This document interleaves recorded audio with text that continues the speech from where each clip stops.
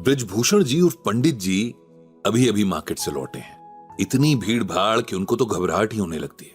बहुत कोशिश करते हैं कि मार्केट ना जाना पड़े, लेकिन फिर भी अब महीने में 1-2 चक्कर तो लग ही जाते हैं। आज भी कुछ बहुत जरूरी काम से जाना पड़ा।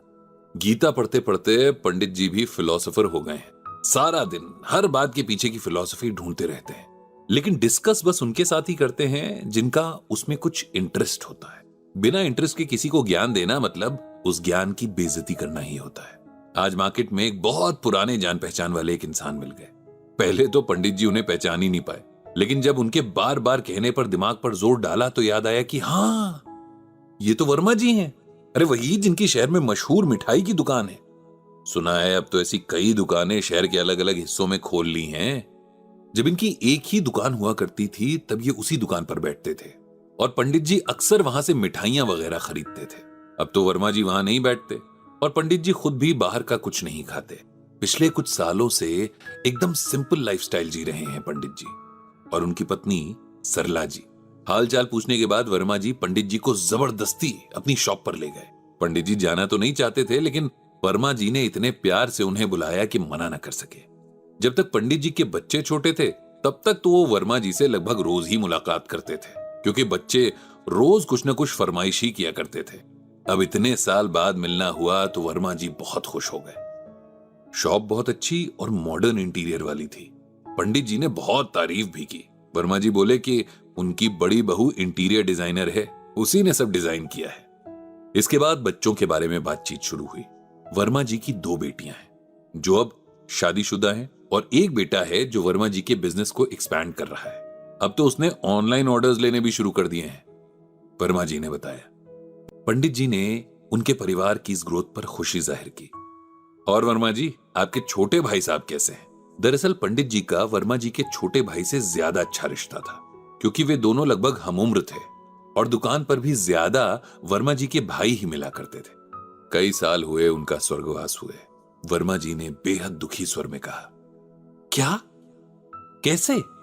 पंडित जी को विश्वास नहीं हुआ। लंबी कहानी है ब्रजभूषण जी, वर्मा जी ने कहा। उसके बाद वर्मा जी ने एक कहानी सुनाई जिसे सुनकर पंडित जी हैरान रह गए। वर्मा जी ने बताया कि जब उनकी शहर में एक ही दुकान थी तब सब सही चल रहा था। यह दुकान उनके दादा की बनाई थी और उनकी मार्केट में एक अच्छी रेपुटेशन थी। उनके पापा के बाद अब वे दोनों भाई इसे चला रहे थे और सब ठीक भी चल रहा था। वर्मा जी के छोटे भाई ने अपनी मर्जी से कभी शादी ना करने का फैसला किया था। वैसे तो वर्मा जी, उनकी पत्नी और सभी रिश्तेदारों ने उन्हें कन्विंस करने की पूरी कोशिश की, लेकिन वे नहीं माने। इसीलिए सबने एक टाइम के बाद उनके डिसीजन को एक्सेप्ट कर लिया था। अब वर्मा जी के बेटे ने दुकान पर बैठना शुरू कर दिया था। उसने शहर में ही शॉप की ब्रांचेस खोलने की इच्छा जाहिर की, जिस पर हम दोनों भाइयों को ऐतराज था। वो इसलिए क्योंकि अभी तक हम अपनी निगरानी में सब कुछ तैयार करवाते थे, सामान की क्वालिटी पर पूरी नजर रखते थे और इसी वजह से हमारी ब्रांड वैल्यू भी थी। अगर और ब्रांचेस भी होंगी तो ये क्वालिटी मेंटेन रखना मुश्किल हो जाएगा। लेकिन मेरे बेटे ने हमारी एक बात नहीं सुनी। आखिर उसकी जिद के आगे हमें झुकना पड़ा। उसने एक के बाद एक 4 ब्रांचेस खोल ली और हम सब पर काम का प्रेशर बहुत ज्यादा बढ़ गया। उसे बिजनेस में प्रॉफिट देखना था, लेकिन हमें साथ में अपनी फैमिली की रेपुटेशन भी बचानी थी। मेरे भाई की हेल्थ ठीक नहीं रहती थी। हमने उसका ट्रीटमेंट इस शहर के सबसे महंगे हॉस्पिटल में करवाया, लेकिन कोई फायदा नजर नहीं आ रहा था। जब सब तरह का इलाज करवाने के बाद भी कोई फर्क नहीं पड़ा तो मेरे भाई ने एक इच्छा जाहिर की कि वो अपनी जिंदगी के आखिरी दिन बनारस में बिताना चाहता था। मैंने अपने बेटे से कहा कि हम दोनों भाइयों को बनारस भेज दे, लेकिन मैं खुद भी अच्छी सेहत में नहीं था।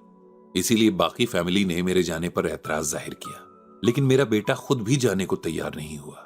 उसे अपने बिजनेस के लॉस का डर था। मेरा भाई बोलता रह गया, लेकिन सब कुछ होने के बाद भी उसकी आखिरी इच्छा पूरी नहीं हुई। फिर उसकी डेथ हो गई। मेरे मन में इस बात का बहुत दुख है कि मेरे भाई की एक छोटी सी इच्छा पूरी नहीं हो सकी। ये सब बताते हुए वर्मा जी की आंखों में आंसू आ गए। पंडित जी ने उन्हें हाथ थामकर दिलासा दिया कि अब जो होना था वो हो गया। आप अपने भाई की आत्मा की शांति के लिए प्रार्थना करें और अपना मन भगवान के चरणों में लगाएं। घर लौटते हुए पंडित जी इसी बात के बारे में सोचते जा रहे थे जब भी वे इंसान के दुर्गुणों के बारे में सोचते हैं तब सबसे पहले उनके दिमाग में आता है लोभ यानी लालच। ये एक ऐसा दुर्गुण है जो इंसान को अच्छे बुरे की पहचान करना भुला देता है।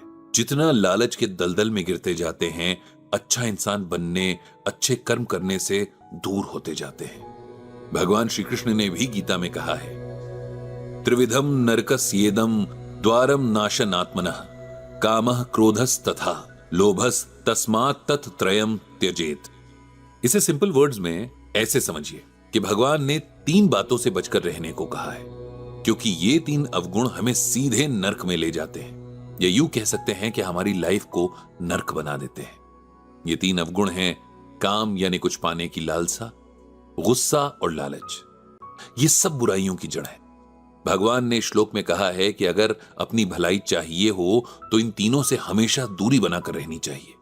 वर्मा जी के बेटे को भी लोभ ने अपने कंट्रोल में ले लिया है, जिससे अगर वो समय रहते बाहर ना निकला तो बहुत बुरा होगा। लाइफ में एम्बिशियस होने और लालची होने में फर्क है, और इस फर्क को कई लोग नहीं समझ पाते हैं। पंडित जी ने भगवान श्री कृष्ण से सबको सही रास्ता दिखाने की प्रार्थना की।